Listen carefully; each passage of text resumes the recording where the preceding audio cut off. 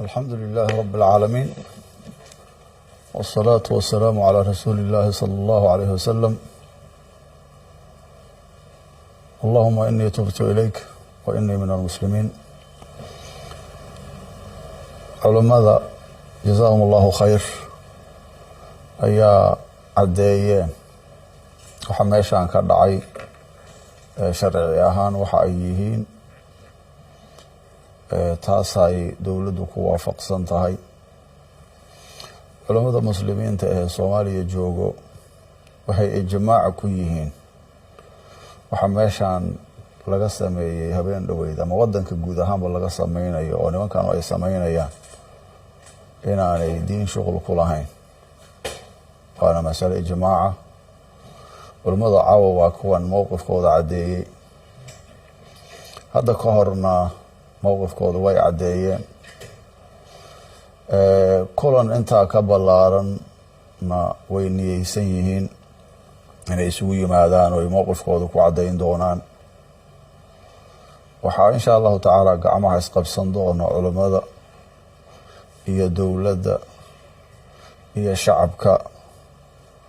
maalinkaasna waxaan rajayn doonaa inaanay helin kuwanu meel dulduleel ay wada ka soo galaan ba aanay helin insha allahu tacaala. marka hore say culimada u tacsiyeeyeen ummadeena waan u tacsiyeynaynaa. qof kastoo ay wax gaareen dadka dhintay ilaahay waa iska shuhada, ilaahay jannadiisa ha geliyo. kuwa dhaawacan ilaahay ha noo caafiyo. kuwa la argagixiyeyna ilaahay ha dejiyo. hantida burburtayna ilaahay bedelkeeda hana wada siiyo.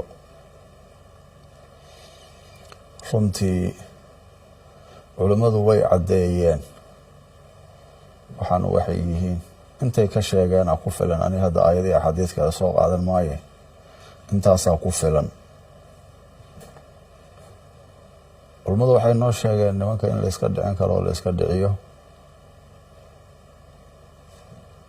dhab ahaanna meelo badan baa ummadda intay is-abaabuleen iska dhiciyeen. maalin oyd baxdaan arkayey, waxaa ka dambeysay hadda hiiraan boqol meel ka mid ahaan arkayey. meelo kalena way jiri doonaan. sidoodaba dadka noocaan ah fikirka khaldan ama caqiidada qalloocan nabiga soo sheegay sal alla alay slam xadiidkii muslimka tamriqu maariqatun cinda furqatin min almuslimiin. markay muslimiintu iskhilaafsan yihiin unbay soo baxaan. xilligaasay tarmaan. xilligaasay waxaan oo kale sameeyaan. waxaan rajayn doonaa in ay muslimiinta midoobaan sida uu sheegay madaxweynaha dalka. Soomaali oo heshiis ah oo midaysan adduunka kalena la heshiisa waa in la helaa buu yiri. shacaarkiisa saas buu ahaa maalku dhega. kaas haddii la qaato ay dadku midoobaan nimankan waxba uma suuroobi karaan.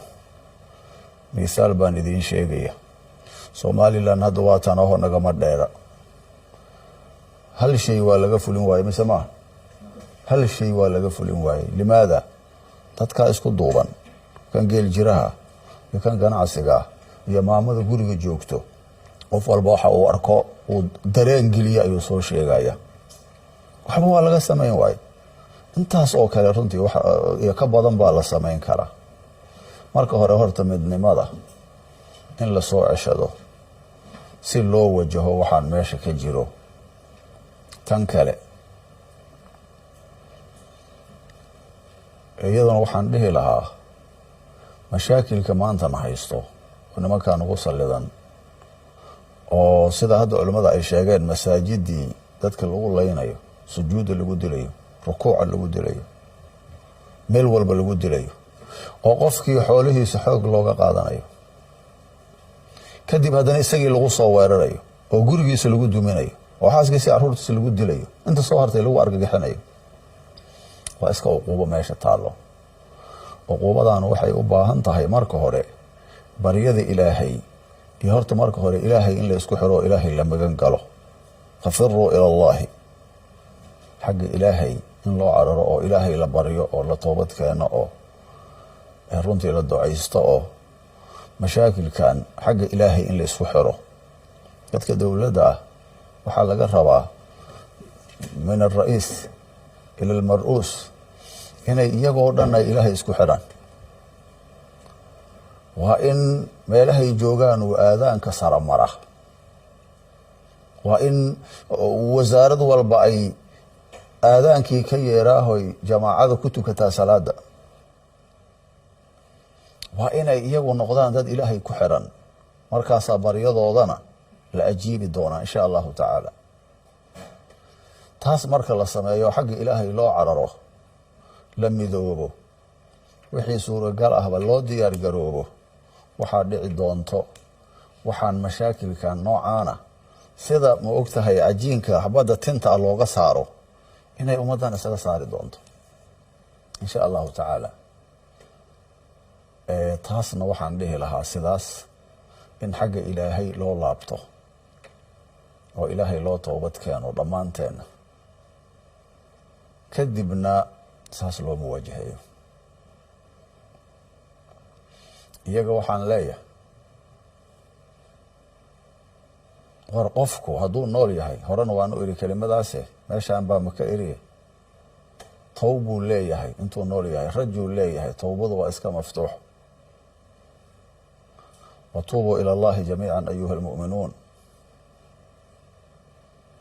ilaahay haddii qofku u toobad keeno inuu ka aqbalaa la rajaynaya, laakiin qofka aakhir laxda min xayaatihi, daqiiqadii ugu dambeysay, hadduu 100 nafood 200 uu sahaydo uu sii qaato, wax towbo ahoo ka horeeyana aanay jirin, xaaladiisu ma sahlana.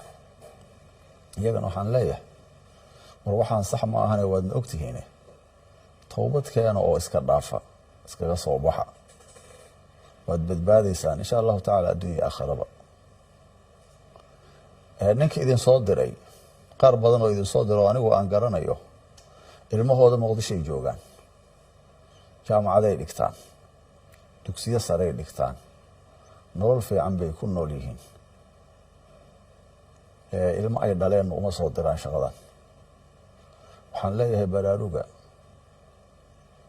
hadeer toobad keena, ka imaada, ummaddiina dib ugu soo laabta, weli fursadaa jirto ayaan leeyahay. hadda waxaaba la yidhi beryahan waad qunuudayseen baa la yidhi, ogaa culays markuu idinku dhacay, waxaa roon qunuudka inaad ku dartaan ilaahay inuu idin baabi'iyo. idinka naftiina maxaad u qunuudaysaan intaa haddaad samaynaysaan?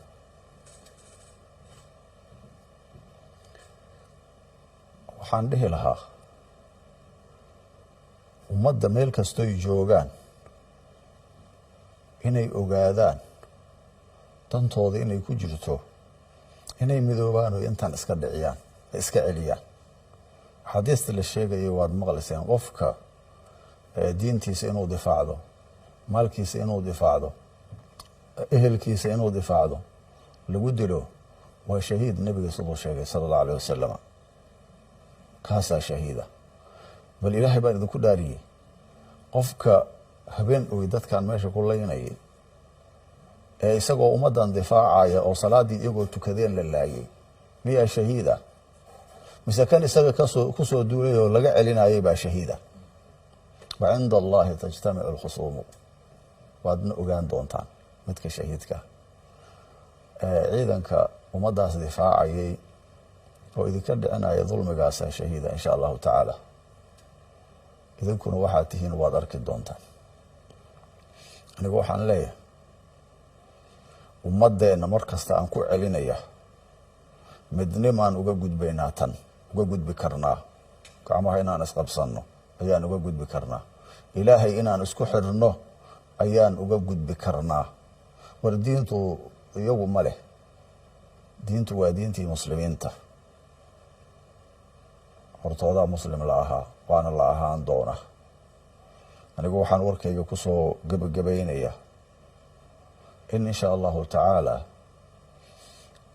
dowladda iyo culummada oo isku duuban ummadooda inay jihayn doonaan, arrinkaana la maarayn doono insha allahu tacaala, xalna la heli doono.